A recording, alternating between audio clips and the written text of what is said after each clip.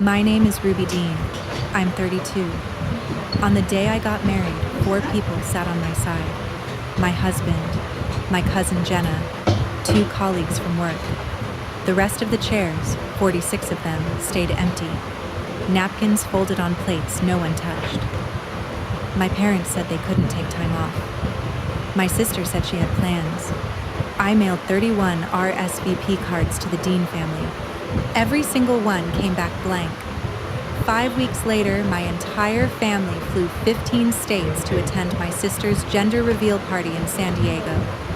Confetti cannons, a catered dinner, matching outfits. They posted 73 photos. Everyone was smiling. But here's what none of them knew about the man I married. 34 days after our wedding, 215 missed calls lit up my phone. And the people who couldn't drive 3 hours for me suddenly couldn't stop dialing. Welcome back to Calm Drama Stories. This is where we share real stories about family, boundaries, and the moments that change everything. If you're new here, drop a comment below and be sure to subscribe. You don't want to miss what happens next in this one. I grew up in Redfield, New York. Population 4,000. The kind of town where your neighbor knows your grades, your grocery list, and your business before you do. My father, Glenn, worked as a technician at a small manufacturing plant on Route 12. My mother, Denise, ran the town library and ran our family the same way she ran her circulation desk. Everything cataloged, everything in its place. Then there was Megan, my younger sister, 4 years behind me. In the Dean house, there was an unspoken rule. Whoever needed mom the most got mom the most. Megan needed mom for everything. What college to apply to, what to wear to prom, whether to take the highway or the back road. Every question funneled through Denise, and Denise loved it. She thrived on it. Being needed was her oxygen. I was different. I applied for scholarships on my own, filled out my FAFSA at the school library, got into UMass without telling anyone until the acceptance letter arrived. I packed 2 suitcases the August I turned 18 and drove myself to campus in a car I bought with 3 summers of babysitting money. I didn't rebel. I didn't slam doors. I just handled things. And somehow, in my mother's math, handling things meant I didn't need her. Not needing her meant I didn't love her. Not loving her meant I didn't deserve the same attention she poured into Megan. That equation ran under every conversation for 14 years. I just didn't have the proof yet. The pattern didn't start with my wedding. It started with small things, the kind you explain away until you can't. My college graduation, 2016. I walked across the stage at UMass Amherst with a degree in computer science, $43,000 in scholarships, and 0 family in the audience. They showed up 2 hours late. Glenn said traffic. Denise said Megan had a dentist appointment that couldn't be moved. A cleaning. On a Saturday. 3 hours from home. You know how Megan is with needles, my mother said. Like that explained everything. My 28th birthday. I'd been in Boston 4 years by then, working as a software engineer, paying my own rent, my own student loans, my own everything. I waited for a call all day. Nothing came. 2 days later, Denise texted, "Oh, honey, things have been so crazy with Megan's move. Happy belated." She spelled my name wrong in the follow-up. She wrote, Ruby, my promotion, senior engineer, 2023. I called home to share the news. Denise said, "That's great, sweetie," in the voice you'd use for a weather update. Then she spent 15 minutes on Megan's new apartment in San Diego. The balcony, the pool access, the distance from Kyle's office. I listened. I always listened. Each moment was small enough to forgive. A late arrival, a forgotten birthday, a half-hearted, "Great, sweetie." But patterns don't lie. 300 small moments stacked into something I couldn't explain away anymore. Each one so minor you feel foolish for noticing. Each one so precise you can't call it an accident. I kept a mental ledger without realizing it. The columns were filling. The balance was about to come due. I met Nathan Calloway at a biotech conference in Cambridge, October 2023. He was on a panel about diagnostic access in underserved communities, portable devices that could run blood work without a full lab, the kind of technology that could matter in towns like Redfield, where the nearest hospital is a 40-minute drive. He wore a flannel shirt to a room full of blazers. He drove a 12-year-old Ford pickup. He talked about growing up poor in rural Vermont, losing his mother at 15, working construction through college while building his first prototype in a rented garage. We got coffee after his panel, then dinner, then coffee again the next morning. He asked about Redfield, the real version, not the postcard. He asked about my family. I told him the truth, which I almost never did with anyone. "Your mom sounds like she has strong opinions," he said. "That's one way to put it." He laughed. I liked his laugh. It was quiet, like mine. Nathan co-founded MediBridge Technologies 3 years before we met. 47 employees. Their flagship diagnostic device was an FDA fast-track review. He talked about his work the way engineers talk. Specific, measured, no extra adjectives. I understood every word. When I mentioned Nathan to my mother, she asked what he did. I said, "He co-founded a medical technology company." Silence on the line. Then, "Oh, a startup." Pause. "That's brave." She pivoted to Megan's baby shower registry. 22 minutes about bottle warmers and organic swaddle blankets. My mother filed Nathan under irrelevant before she learned his last name. She never brought him up again. Nathan proposed in February 2024. No crowd, no flash mob. Just us on the back porch of our Cambridge apartment. Snow falling, his grandmother's ring, and 6 words. "I don't need anything except yet." Each envelope held an RSVP card. Ivory cardstock, pale blue border, neat print, will attend, will not attend, number of guests. I stuck stamps on every return envelope so nobody had to cover postage. I made it as easy as possible to say yes. That same week, a different envelope arrived at our apartment. Heavy paper, gold foil edges, confetti spilled when I tore it open. Megan and Kyle's grand reveal, San Diego, California. Join us for the most magical moment of our lives. Custom calligraphy, embossed monogram. That one invitation probably cost more than my entire stack of wedding stationery. I stood in the kitchen holding both. My simple ivory cards in one hand, Megan's gold foil production in the other. One weighed almost nothing. The other was thick enough to prop open a door. Nathan walked in, saw me staring. "You okay?" "I mailed 31 invitations today." "Good. The first blank one comes back by Friday." He didn't argue. He poured 2 glasses of wine and sat down across from me. I was right. The first blank RSVP showed up that Friday. Every day that week, I checked the mailbox. Monday, 2 blank cards. Wednesday, 5 more. By the second Friday, 19 returns sat on my dining table. Ivory rectangles tucked inside their stamped envelopes. Checkbox lines untouched. No will attend. No will not attend. No note. Just blank cardstock mailed back like junk mail. I lined them up and counted. Uncle Ray, Aunt Carol, Cousin Derek, Cousin Tammy, the Winstons, the Holts, except Jenna, 14 more. Each envelope had a name in my handwriting. Inside, nothing. They didn't bother to check will not attend. They sent empty cards as though the question didn't deserve an answer. I called my father. Glenn picked up on the 4th ring. His voice was careful, rehearsed. "Honey, listen. Things are tight this year. Your mother and I talked and?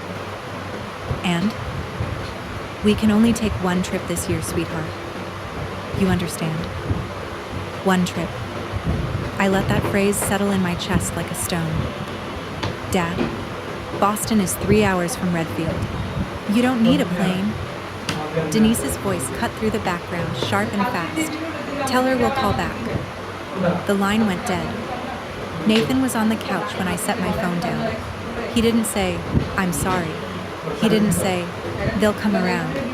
He looked at me and said, what do you need?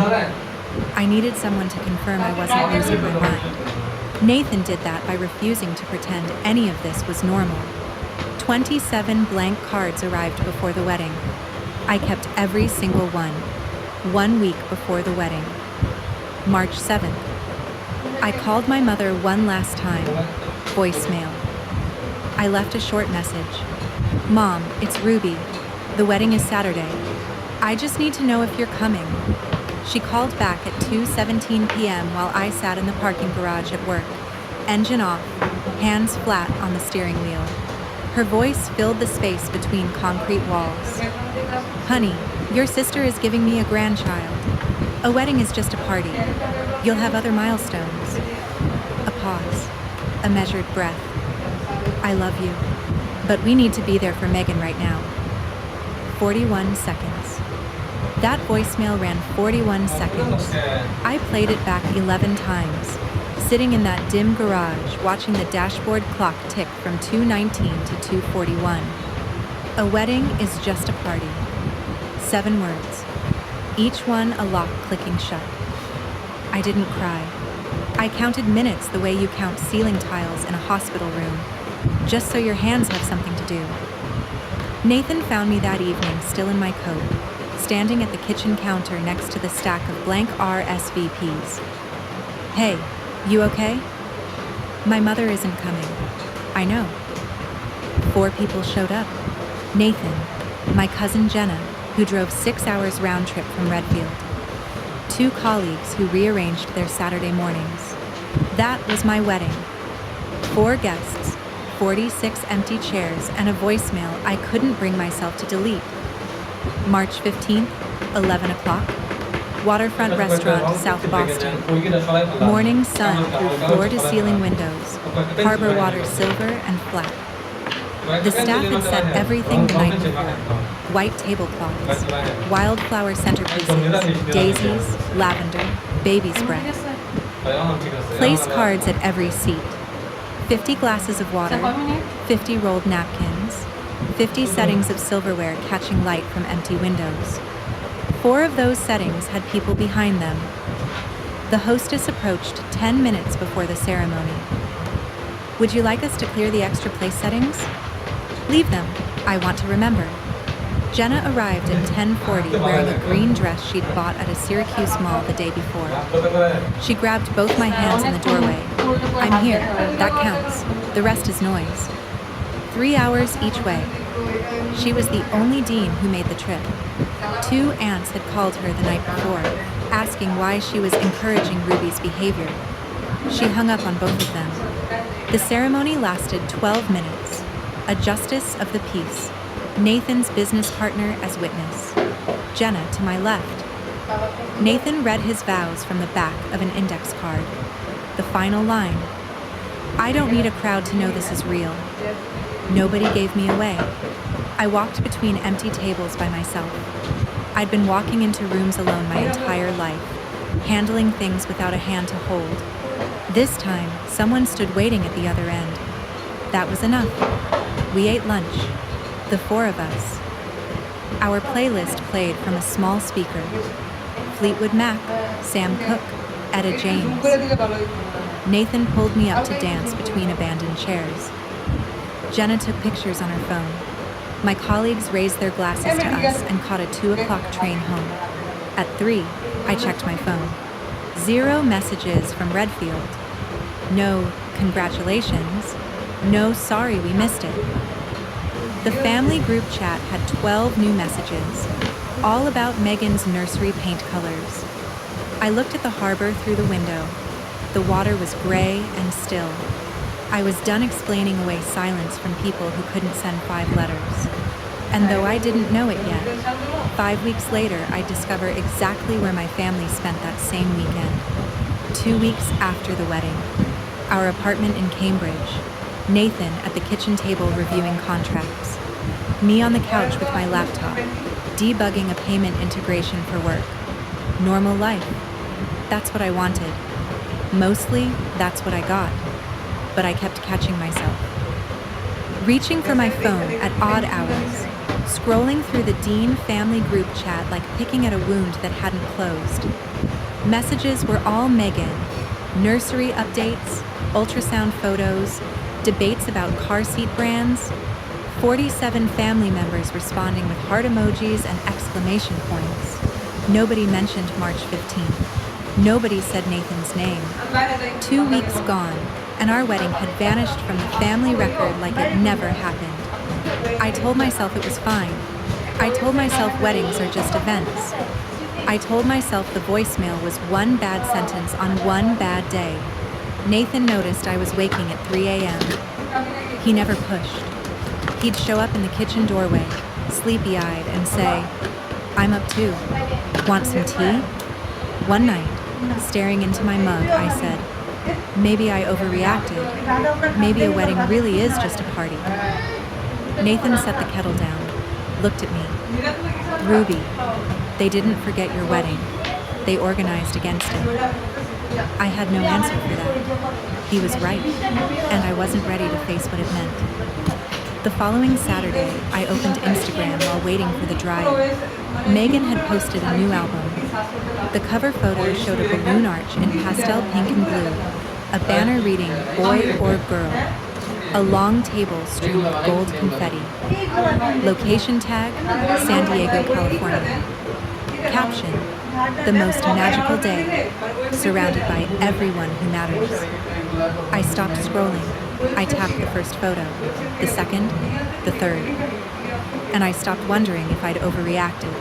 73 photos. Megan tagged 73 photos. Balloon arch, candy bar, a 3-tier cake with gold fondant, custom banner, confetti cannon station, matching shirts that said Team Boy and Team Girl, a rented estate with a pool and a row of palms, professional photographer, catered buffet, at least 60 guests. And there, in photo after photo, was every person who mailed me a blank RSVP card. Uncle Ray in a Hawaiian shirt, holding a sparkler. Aunt Carol hugging Megan, tears on her face. Cousin Derek flexing beside a balloon column. Glenn in a new polo I'd never seen, arm around Megan's shoulder. And Denise, my mother. Front and center in every group shot. Confetti cannon raised like a trophy, smiling wider than I'd seen in years. All tagged, all geotagged. San Diego, California. Redfield, New York to San Diego. 2,600 miles, 15 states. They flew across the country. Redfield to Boston, 187 miles, 3 hours by car. I pulled the gender reveal invitation from our fridge, the gold foil, confetti still trapped in the envelope. That same lavish style, now life-size across a California estate. That card was never an invitation. It was a verdict. This is the daughter worth crossing 15 states for. 15 states, I said to the empty kitchen. They crossed 15 states for a confetti cannon. I sat on the bathroom floor for 40 minutes, scrolling every tagged photo. Then I stood up and did something I should have done years ago. I'm sitting on that bathroom floor, and every scroll is another photo of my family grinning at a party they chose over my wedding. If you've ever felt invisible to the people who should have shown up for you, drop a comment and tell me your story. I'll read it. Hit that subscribe button, because what I found out next changed everything. I got off the bathroom floor and did what engineers do. I calculated. Notebook, kitchen table, pen. Round-trip airfare, Redfield to San Diego, roughly $450 per person. 12 family members confirmed from the photos. Total flights, $5,400. Hotels in San Diego, 3 nights. 6 rooms at $180 a night, $3,240. Meals, ride shares. I stared at those numbers until the ink dried. Then I heard Glenn's voice again, careful and rehearsed. We can only take one trip this year, sweetheart. One trip. They took their trip. It just wasn't to me. Nathan came home at 6. He found the notebook open on the table, the math written out in my handwriting. He read it standing up, didn't sit, didn't speak. Then, quietly, they will regret this. He wasn't threatening anyone. He wasn't scheming. He said it the way you'd say it's going to rain, like something already on its way. How? I asked. By losing you. I closed the notebook, slid it in the kitchen drawer, poured 2 glasses of wine and sat across from him while the sky outside turned copper. He was right about the regret. I just didn't know the timeline yet. Nathan's schedule shifted in late March. More calls in the evenings, meetings that ran past dinner, his laptop open at the kitchen table after I went to bed, screen casting blue light across the ceiling. Everything okay? I asked one night. More than okay. Big things moving. I just can't talk specifics. He wasn't secretive. He was contractually bound. I understood that. NDAs, board confidentiality, the usual. I didn't push. We had a rule. We respected each other's professional boundaries the same way we respected personal ones. But I noticed things. Meaty Bridge had grown from 47 employees to 62 in 4 months. Their flagship portable diagnostic device passed FDA clearance in February. Nathan mentioned their name appearing in 2 trade publications. One morning, a FedEx package arrived with a return label from a law firm in Manhattan I'd never heard of. Then came the suit. Nathan put on a suit for the first time since I'd known him.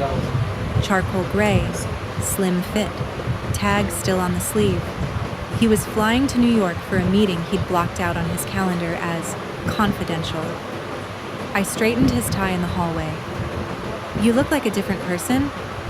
Same person, different clothes. Can you tell me what this is about? Not yet. My mother had called Nathan some startup guy. My sister's future husband emailed him pitch decks he never opened. Nobody in Redfield bothered to Google his name. That was about to change. April 9th, a Wednesday. Jenna called at 9 p.m. Her voice was different, tight, like she was holding something back. I need to send you something. I've been going back and forth for 2 weeks about whether to show you. Show me what? After your wedding, your mom called me, told me I shouldn't have gone, said I was encouraging your behavior. I kept my mouth shut, but then I stayed in the family group chat and started screenshotting. I sat down on the edge of the bed. Nathan looked up from his book. It's not just that they didn't come, Ruby. It was organized. What do you mean, organized? I mean your mother told everyone not to come.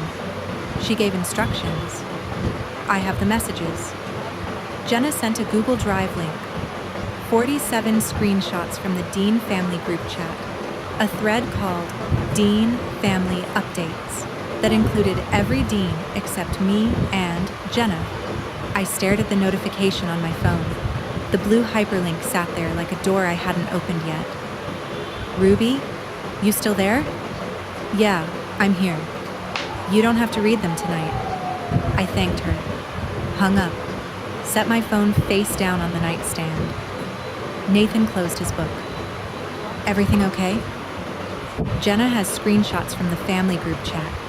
47 of them. Are you going to read them? I got up, poured a glass of water, drank the whole thing standing at the kitchen sink, staring at my reflection in the dark window.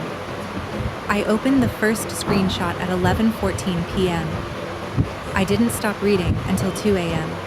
What I found in that group chat was worse than blank RSVPs. Blank cards are passive. What my mother did was precise. 47 screenshots, 3 weeks of messages, organized by date. 3 weeks before my wedding, Denise wrote, "I'm not going." She didn't even ask me about the venue. She planned everything without consulting me. That tells you where we stand. 2 weeks before, she followed up. "If anyone is thinking about going, just know." It sends a message. She needs to learn that family means including your mother in decisions. Aunt Carol replied, "Denise, are you sure? It is her wedding?" Denise, "Carol, I know my daughter. She'll get over it." Megan, the same thread. "Ruby's always been like this, self-centered. She moved away and never looked back. Why should we drop everything for her?" Uncle Ray, 1 week before my wedding. "I sent the RSVP back blank, like you said, Denise." Like you said, Denise. Those 5 words rewrote everything. Every blank RSVP card sitting in that shoebox on my closet shelf. They weren't lazy. They weren't forgetful. They were following orders. My mother gave instructions, and 31 people obeyed. Each blank card was a small act of coordinated silence, executed on command. Then the messages after the wedding.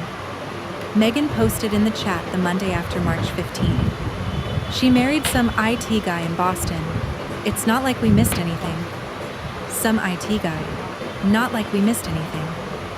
I sat on the living room floor at 2 a.m., laptop balanced on my knees, blue light washing across my face. I heard my mother's voicemail playing in my head. "A wedding is just a party." And I realized it wasn't something she said to me alone. It was a talking point, a script she handed out to the entire family. The same 7 words, delivered to me as comfort and to everyone else as a directive. My mother didn't skip my wedding. She organized a boycott. The group chat was still glowing on my screen when Nathan found me at 3 a.m. He read over my shoulder, said nothing for a long time. Then, finally, "What do you want to do?" "I already know what I'm going to do." "Nothing." He waited. "I'm done acting and waiting to be seen. I'll let the silence do the work." I didn't sleep that night. I sat in the living room until the sky outside turned gray, rereading the same screenshots over and over like studying a case file. She married some IT guy in Boston. It's not like we missed anything. Megan's words. Casual, dismissive, wrapped in a laughing emoji. 38 family members reacted to that message. 22 of them used the thumbs up. I closed the laptop, opened it again. Read one more thread. Denise, 3 days after the wedding. "Has anyone heard from Ruby? She hasn't called." This is exactly the kind of silent treatment she pulls. Always dramatic. My mother skipped my wedding, organized the boycott, then called me dramatic for not calling her afterward. The logic was a closed loop. No exit. I played the voicemail one more time. "A wedding is just a party." Now those words didn't sting. They were evidence. My mother said that line to me. Then she said it to the entire family. The same 7 words used twice. Once as a blade, once as a banner. Nathan made coffee at 6, set a mug next to me without a word. There was never going to be a text. Never going to be a call. Not unless they needed something from me. 34 days. That's how long the silence lasted. I didn't block anyone. I wanted to see who reached out and who didn't. But I stopped responding. No replies, no reactions, no Instagram posts, no breadcrumbs. "I'm not punishing them," I told Jenna on the phone. "I'm protecting myself. There's a difference." Jenna understood. She was the only one who did. Life continued. I shipped a major feature at work, a fraud detection module I'd spent 4 months building. Nathan was deep in something I couldn't ask about. Late calls with his co-founder, weekend trips to New York, a second suit purchased. I caught him once on the phone saying, The due diligence team needs the numbers by Friday. He saw me in the doorway and smiled, mouthed, soon. On weekends, we walked the Charles River. We tried a new Thai place in Somerville. We stayed up late watching documentaries about Antarctic research stations and deep-sea biology. Normal things, quiet things. The kind of life that's easy to overlook when you're busy counting who showed up to a gender reveal. I moved our wedding photos into a separate album. 12 pictures, 4 faces, every single smile genuine. These were enough.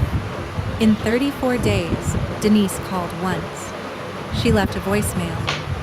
Just checking in, honey. Megan's baby bump is getting so big.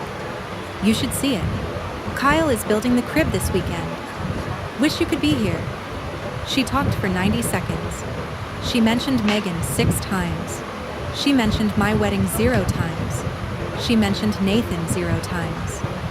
She didn't use my husband's name. My mother called once in 34 days. She talked about Megan's bump and didn't say the name of the man I married. Day 34 changed everything. Not because of anything I did, but because of a phone call Nathan got at 6:47 a.m., April 18th, 6:47 a.m. I was pouring coffee when Nathan's phone buzzed on the counter. He picked it up, listened, and sat down very slowly on the kitchen stool. He didn't speak for 15 seconds. Then he said, "Understood. I'll be on the noon call." He set the phone face down, stared at the counter. "Nathan, it's done. They signed." "Who signed what?" He looked at me, took a breath. Meridian Health Systems just acquired MediBridge. The deal closed this morning. I knew MediBridge was in negotiations. Nathan had told me that much. A large medical conglomerate was interested in their diagnostic technology for a nationwide rollout. But he couldn't share numbers, couldn't share timelines, board confidentiality. "How much?" I asked. 1.2 billion. The mug in my hand tilted. Coffee ran over the rim onto my thumb. I set it down carefully. "Say that again." $1.2 billion. Ari and I each hold 18%. I did the math before he finished the sentence. 18% of $1.2 billion. Nathan's share, approximately $216 million before taxes. I'd married an engineer who patched drywall on weekends and drove a truck with a cracked taillight. 14 hours earlier, he was fixing our kitchen faucet with a wrench from the dollar store. Now his name would appear on a press release valued at 10 figures. I started laughing. Not because it was funny. Because my mother had called this man some startup guy. Because Megan had typed some IT guy in a family group chat with a laughing emoji. "The press release goes out at 9 Eastern, Nathan said. Forbes is already queued. 9 o'clock came fast, and Redfield, New York, has very good internet. The Forbes headline landed at 12:07 p.m. MediBridge Technologies acquired by Meridian Health for $1.2 billion. Co-founder Nathan Callaway, 35, joins biotech's youngest 9-figure exits. The article ran 6 paragraphs. Paragraph 3 mentioned Callaway, who recently married software engineer Ruby Dean of Boston. At 12:43 p.m., Jenna called. She was laughing so hard she could barely breathe. "Ruby, your mother just shared the Forbes article in the family group chat." She wrote, "Is this Ruby's Nathan?" 3 question marks. Caps lock on Nathan. I sat at my desk at work, phone pressed to my ear, and listened. Jenna read the chat out loud. "Megan. Wait. What? That's the IT guy? Uncle Ray. Lord have mercy, we didn't go to that wedding. Aunt Carol. Denise, you told us not to go." 14 minutes of silence after Aunt Carol's message. I counted. Jenna timed it. Then Denise.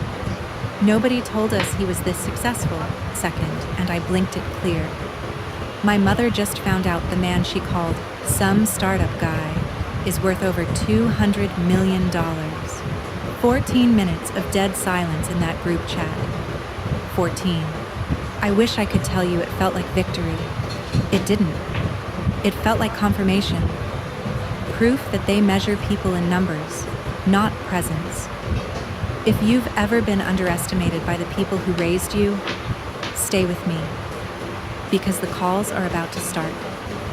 I left my phone on my desk at 1 p.m. and walked to the river. Nathan met me there on his lunch break.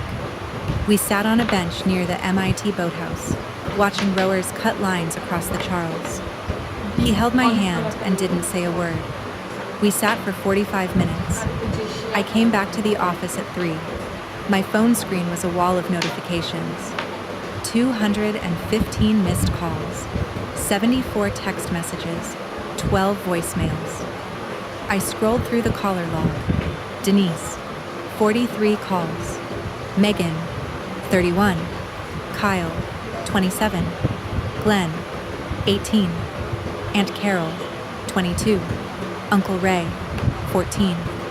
The rest were cousins and relatives whose names I hadn't spoken aloud in years. Kyle called before anyone else. His first text time-stamped 12:51 p.m., 8 minutes after the Forbes article went live. Ruby, congrats! Nathan must be so proud. We should all get together. I've got some ideas I'd love to run by him. 8 minutes. Kyle Torres needed exactly 8 minutes to convert a Forbes headline into a pitch meeting. Denise's first voicemail arrived at 1:14 p.m. Honey, warm. A voice I hadn't heard from her in years. Sweetheart, I just saw the most wonderful news about Nathan. We are so proud of you both.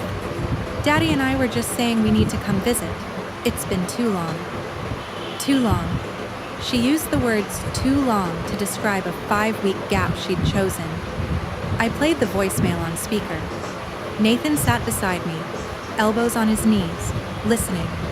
When it ended, we looked at each other. She said she's proud, I said. She said she wants to visit. Same thing, in her language. Nathan exhaled. So, what now? Now I find out what they actually want. Denise called again the next morning, 8:30 a.m. sharp. I answered this time, deliberately. I wanted to hear the script she'd prepared.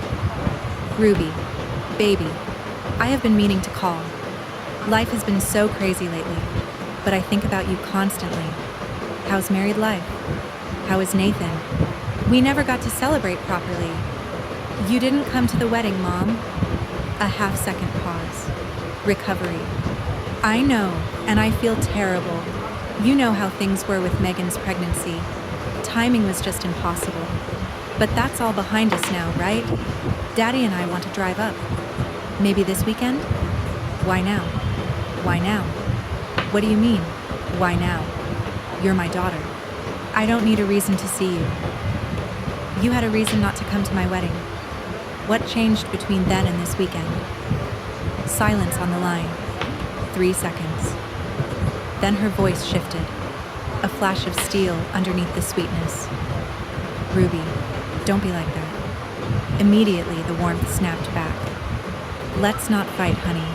Let's just plan a nice visit. I'll make that lemon cake you used to love. We'll make a whole day of it. I'll think about it. Don't think too long. Family is... I hung up. I sat at my desk and stared at the wall. The shift was so quick. Sweet to sharp. She called because Forbes published a number next to my husband's name. Megan texted that afternoon. 3 messages, rapid fire. OMG, sis. Can't believe about Nathan. Kyle and I are so happy for you. We need to get together. Kyle has this amazing startup concept he'd love to tell Nathan about. I didn't respond for 6 hours. She texted again at 10 p.m. Hey, did you get my message? Also, Mom is being weird about the wedding stuff. Don't let her guilt trip you. We should have been there. I feel terrible about it. There it was. Megan throwing Denise under the bus in the same breath she asked for a meeting with my husband. Classic rotation.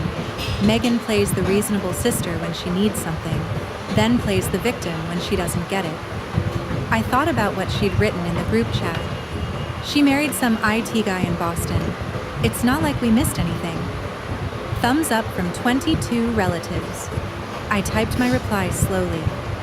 You wrote in the family group chat that I married some IT guy, and it's not like we missed anything.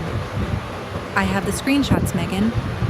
3 dots appeared, disappeared, appeared again, disappeared. Finally, that was taken out of context. 47 screenshots, plenty of context. Nothing. No response for 24 hours. My sister's silence told me more than her exclamation marks ever could. When she thought Nathan was nobody, she mocked him in a group chat. When she found out he was worth hundreds of millions, she typed, "So happy for you," with 3 exclamation points, and pitched her husband's startup in the same sentence.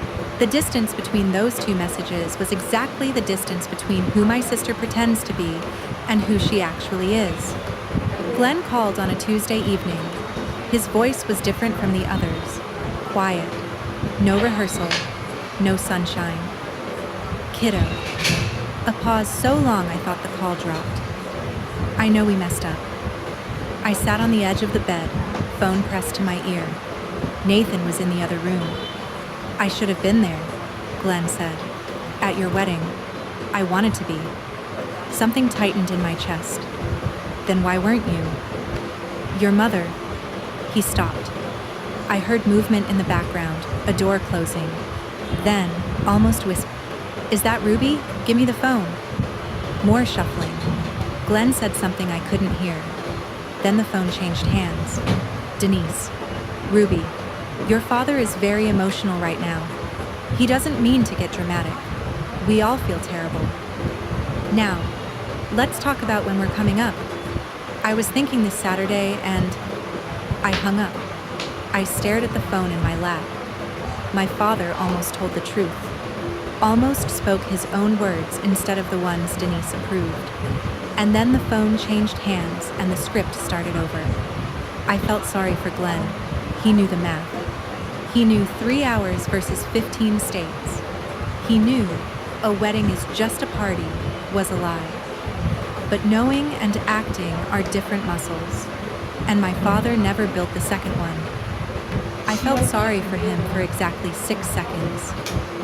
Thursday, 2 weeks after the Forbes article, I was in a 2 p.m. sprint review when my manager knocked on the glass conference room door and mouthed, "Someone's here for you." I walked to the lobby. Denise stood by the reception desk in her best blouse, lipstick fresh, clutching a pink bakery box tied with twine, performance smile in place. "Surprise! Daddy and I drove up this morning. I thought we could grab lunch." I looked at the bakery box. Lemon cake. The kind she used to make for birthdays, she remembered. "You drove 3 hours," I said. "Of course, for my daughter." "You couldn't drive 3 hours 7 weeks ago." The smile wavered, held, recovered. "Ruby, please, can we not do this here? You came to my workplace without calling. We're doing this wherever you show up." Denise's eyes went glassy. Her lip trembled, calculated, practiced. The same tremor she used when Glenn forgot anniversaries, or when the library board questioned her budget. "I just wanted to see you. Is that so terrible? I need you to leave. I'm at work." "This is how you treat your mother?" My receptionist glanced down at her keyboard. 2 colleagues in the hallway pretended to read a bulletin board. "This is how I treat someone who arrived without an invitation. Please go, Mom." She set the bakery box on the reception counter, slowly, like a prop in a courtroom. Then she turned, pulled her purse strap over her shoulder, and walked out through the glass doors. The receptionist looked at me. "Do you want the cake?" "No, thank you." Denise drove 3 hours to bring a box of cake to a lobby she'd never seen. She couldn't drive the same 3 hours for a wedding she was invited to. I went back to my meeting. It didn't stop with the lobby visit. The next Monday, Nathan forwarded me an email from Kyle Torres. Subject line, "Congrats and quick idea." 3 pages long. A pitch for Kyle's fintech startup. User base projections, revenue models, a funding gap of $2 million. The email closed with, "Would love to chat over dinner sometime soon. Family, right? Family." Kyle used that word like a coupon code. That same afternoon, Nathan's assistant at Meadowbridge pinged him. A Mrs. Dean called the main office line, said she's your mother-in-law. She asked to be transferred to your direct extension. Nathan called me from his car. Your mother called my office. I closed my eyes. Kyle sent me a 3-page pitch deck. I saw. Silence. Then, "Ruby, this is the line. I know. They're not trying to reconnect with you. They're trying to get through you. To me." I stood at the kitchen window watching the street below. A woman walked a golden retriever past the dry cleaner. Normal life, happening on a normal Tuesday. I wanted to be wrong about them, Nathan. You weren't. His company was hosting an acquisition celebration gala the following Saturday. Four Seasons Hotel, Boston. 200 guests, Meridian executives, VC partners, biotech press, Medibridge employees. "Do you want to invite your family?" Nathan asked. "No." "Good. One question. One word." We understood each other perfectly. I hung up and sat in the quiet apartment. The bakery box from the lobby was in a dumpster somewhere. Kyle's pitch deck sat unread in Nathan's deleted folder. Denise's call to the Medibridge mainline had been politely redirected to a general voicemail box. The gala was Saturday. We didn't invite them. They came anyway. Saturday night. Four Seasons Hotel, Boston. The grand ballroom. Warm lighting. Round tables set for 10. White orchids at every centerpiece. A small stage with a brushed steel podium. 200 guests filtered in. Meridian health executives in dark suits. VC partners with their spouses. Biotech journalists. Medibridge engineers who'd been with Nathan since the garage days. I wore a navy dress Nathan had never seen before. Hair pulled back. The only jewelry was the watch he'd given me on our wedding day. Simple, silver, with our initials engraved on the back. Nathan took the stage at 7:30.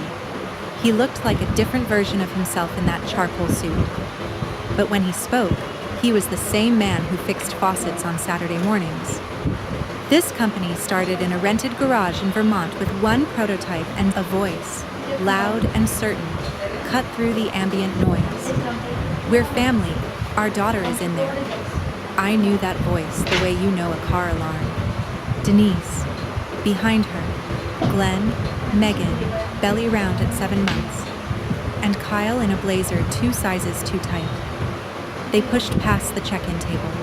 Denise walked like she owned the room, chin up, eyes scanning for me. I set my champagne glass down, slowly, like I had all the time in the world. Nathan caught my eye from the stage. A single nod. "I've got you." 200 people. 4 uninvited guests. One truth that had waited long enough.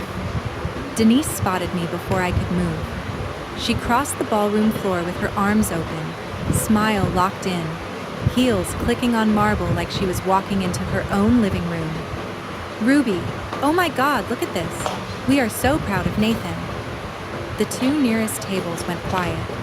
A Meridian VP set her fork down mid-bite. A photographer lowered his camera. "I've been trying to reach you for weeks, sweetie. We just wanted to celebrate with you." I didn't step forward. I didn't step back. "This is a private event. You weren't invited." Denise laughed, loud, theatrical, the kind designed to make the other person look unreasonable. "Oh, don't be silly. We're family," Megan chimed in from behind her. "We came all the way from New York, Ruby. Can we just enjoy the evening?" "You came all the way from New York?" I let a beat pass. "Tonight. That's interesting." Kyle had already extended his hand toward Nathan, who had stepped off the stage and was walking toward us. "Nathan, great to finally meet you properly. Kyle Torres, Megan's husband. I've got a fintech concept I'd love to..." Nathan's voice was level, unhurried. "I'm going to stop you there." Kyle's hand hung in the air for 3 seconds before he pulled it back. The ballroom was very still. 200 people eating salmon and roasted vegetables had stopped chewing. The pianist in the corner had lifted his hands off the keys. Denise's smile thinned. She glanced left, then right. She was reading the room, calculating. She'd walked in expecting a reunion. She was getting something else. "Ruby," she said, softer now. "Can we talk somewhere private? You showed up at a room full of people. We'll talk right here." Denise pivoted. I watched the gears turn behind her eyes. The same recalibration I'd seen my whole life. When logic fails, switch to tears. Her chin trembled. Her voice cracked on cue. "Ruby, I am your mother.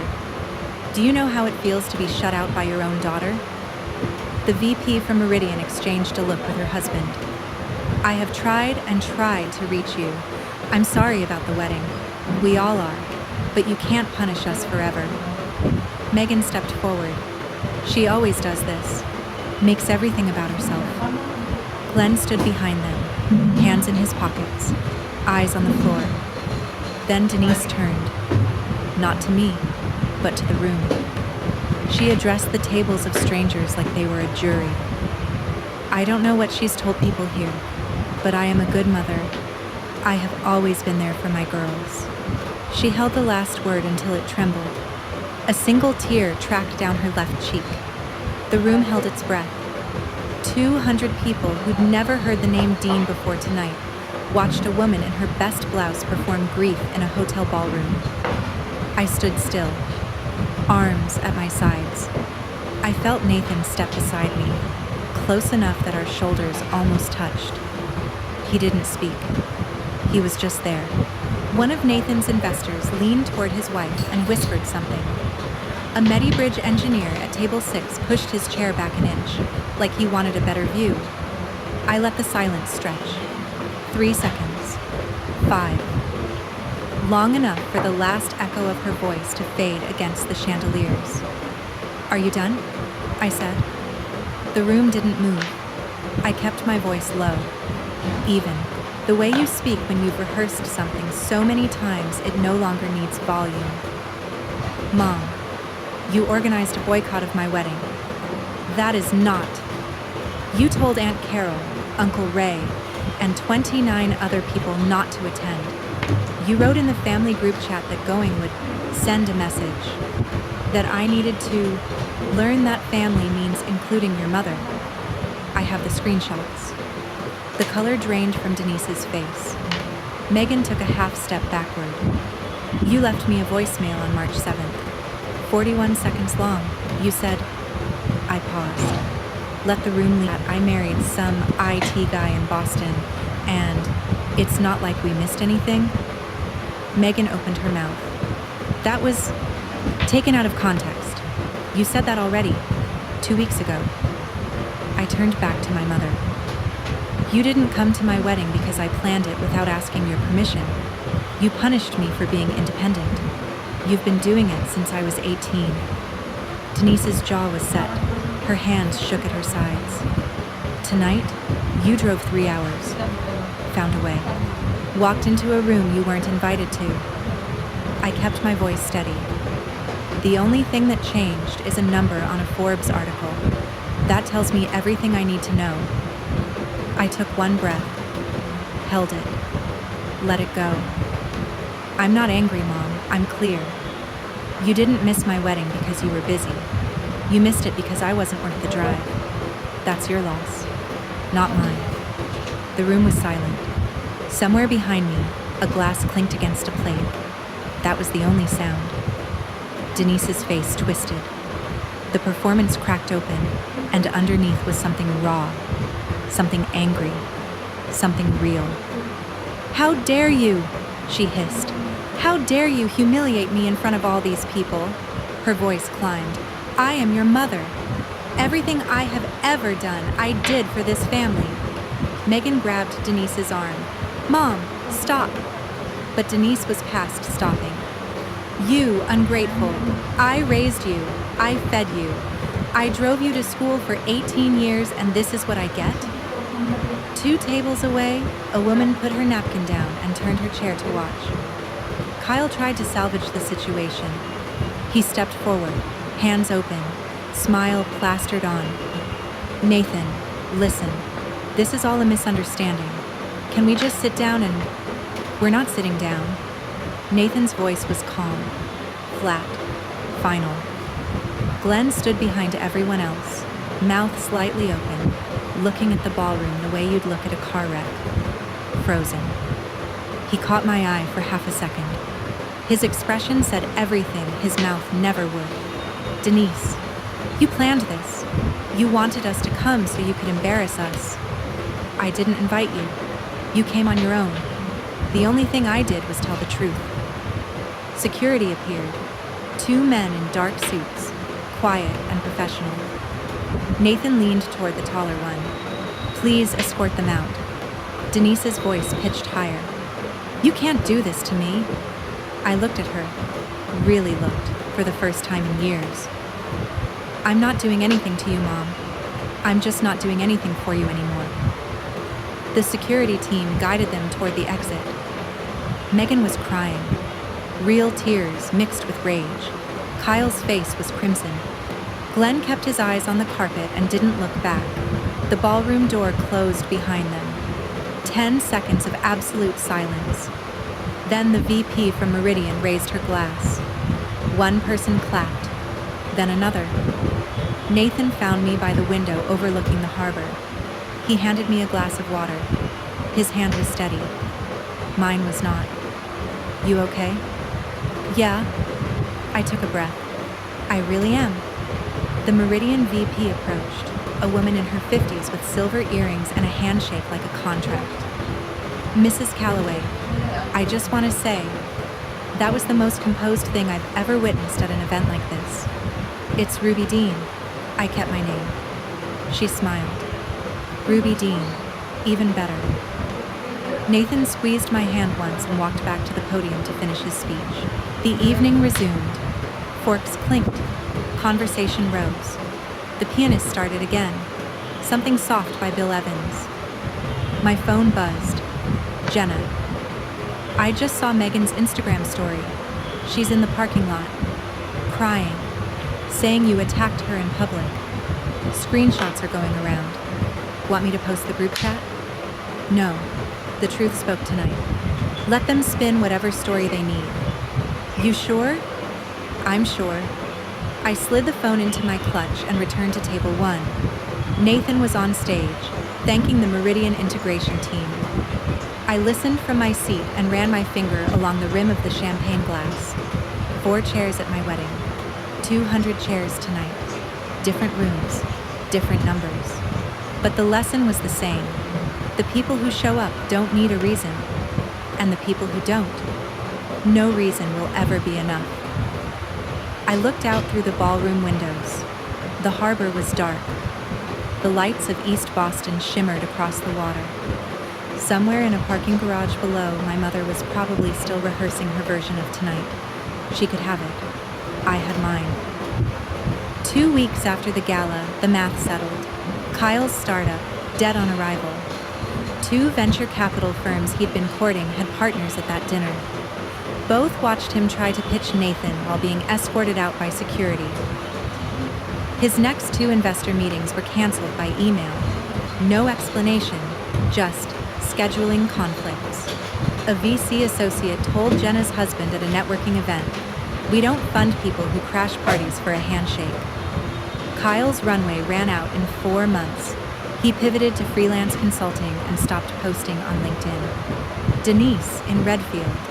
The Forbes article traveled fast through a town of 4,000. Neighbors who visited her library every Tuesday now knew that Denise Dean had organized a family boycott of her daughter's wedding. The daughter whose husband just sold a company for $1.2 billion. She requested 2 weeks of leave from the library board. Health reasons, she told them. The real reason walked past her circulation desk every afternoon wearing the same knowing look. Glenn, nearing retirement, navigating the transition to Medicare supplemental insurance alone for the first time. Before the gala, I'd told Nathan I wanted to research options to help him. After the gala, I didn't bring it up again. Glenn had spent 35 years letting Denise make every call. Now he was making his own. Badly, slowly, but his. Megan posted an Instagram story that Saturday. Family is supposed to be unconditional. Some people forget that when money gets involved. Jenna replied publicly, "Unconditional? You flew 15 states for a gender reveal and wouldn't drive 3 hours for a wedding." Megan deleted the story within 20 minutes. The cleanup was quiet. No lawsuits, no public feuds, just the sound of doors closing one by one. I wrote the email on a Sunday morning. Nathan made pancakes. I sat at the kitchen table with my laptop and typed the hardest message I'd ever sent. To Denise, Glenn, Megan, Kyle. Subject: moving forward. I kept it short. I acknowledged that they said they loved me. I listed what happened: the coordinated boycott, the blank RSVPs, the voicemail, the group chat messages, the uninvited appearance at the gala. No adjectives, no accusations, just a timeline. Then the boundary. I'm not closing the door. I'm asking you to earn your way back through it. That starts with honest accountability. Not for Nathan's career, not for connecting year pattern, one mistake. I closed my laptop and didn't reply. Jenna called that evening. "How do you feel?" "Lighter." Nathan was at the stove, flipping a grilled cheese for dinner. He glanced over his shoulder. "You know they might never change." "I know. That's their choice. I already made mine." I stood up and walked to the closet, pulled the shoebox off the top shelf. 27 blank RSVP cards, ivory edges aligned. I held the box for a moment. Then I set it in the recycling bin by the front door. I didn't close the door on my family. I just stopped holding it open for people who only walked through when they wanted something. Sunday morning, Cambridge apartment. Late April light through the kitchen window, warm and yellow. Nathan at the table with the newspaper. Actual paper, the kind that leaves ink on your fingers. Coffee between us, steam curling up. I picked up my phone, checked the screen. 0 missed calls from Redfield. No texts, no voicemails. For the first time, that silence felt like peace instead of proof. I set the phone down and looked across the table at the man my family called some IT guy. He was reading the sports section and eating toast with too much butter, crumbs on his flannel sleeve. Same man who fixed faucets. Same man who held my hand by the Charles River while 200 calls piled up on my phone. Same man who said, "They will regret this," and was right. Not because he punished them, because they punished themselves. The people who love you don't need a Forbes article to show up. They just show up. And the ones who don't, you don't owe them a seat at your table. That's my story. 31 blank RSVP cards. One wedding with 4 guests. And a family that learned the hard way that showing up isn't something you get to do on your own schedule. If this story reminded you to look around and notice who's actually in your corner, share this video with someone who needs to hear it. Drop a comment, hit subscribe, and I'll see you in the next one.